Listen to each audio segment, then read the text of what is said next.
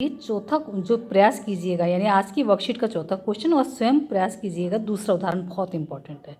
Figure देखो आप, एक 15 सेंटीमीटर गुना 7 सेंटीमीटर गुना 7 सेंटीमीटर, यानी ये लंबाई, ये चौड़ाई, ये ऊंचाई, विमाओं वाले घनाभ के आर पार एक 4.9 सेंटीमीटर व्यास का बेलन। तो इसका अर्धव्यास कैसे निकालेंगे? 4.9/2 काटकर एक खिलौना बनाया जाता है। यानी अब आप इस फिगर को आप ऐसे समझें, ये मेरा घनाभ है, ठीक हो गया? ये मेरा क्या है? घनाभ। लंबाई, चौड़ाई, ऊंचाई। लंबाई कितनी दे रखी है इसकी? 15 सेंटीमीटर। ये लंबाई है 15 सेंटीमीटर। चौड़ाई कितनी दे रखी है? 7। और ये जो ऊंचाई है ये भी कितनी दे रखी है? 7। अब क्या काम हुआ?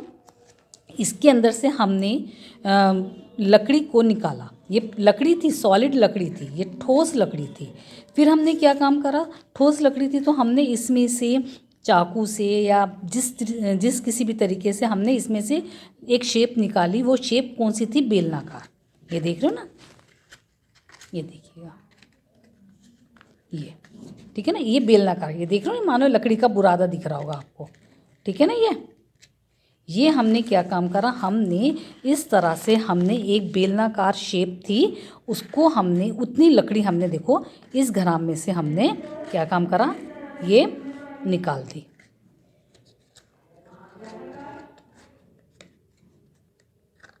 अब आप देख रहे हो, ये लकड़ी निकल गई ना। तो ये देखो अंदर से सॉलिड है, यानी जहाँ से लकड़ी निकली उतना पोर्शन मेरा खाली है। अब इस रिमेनिंग पार्ट का मुझे क्या निकालना है? आयतन। क्वेश्चन समझ में आया तो क्या काम करोगे?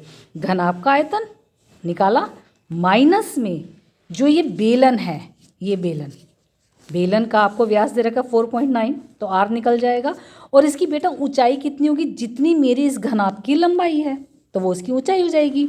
तो बेलन का आयतन बराबर πr²h। आप देख रहे हो ना, ये मैंने इस तरह से, ये यहाँ से ये मैंने बेलन ऐसे निकाला, आपके सामने निकाला ना बेलनाकार, वो सारा निकाला, बुरादा कह लो, कुछ भी कह लो। तो अब क्या काम करना है? घनाभ के आयतन में से बेलन के आयतन को माइनस कर दो, आपका आ गया। ये देख रहे हो, यहाँ तक मैंने बेलन का आयतन निकाला 282.975।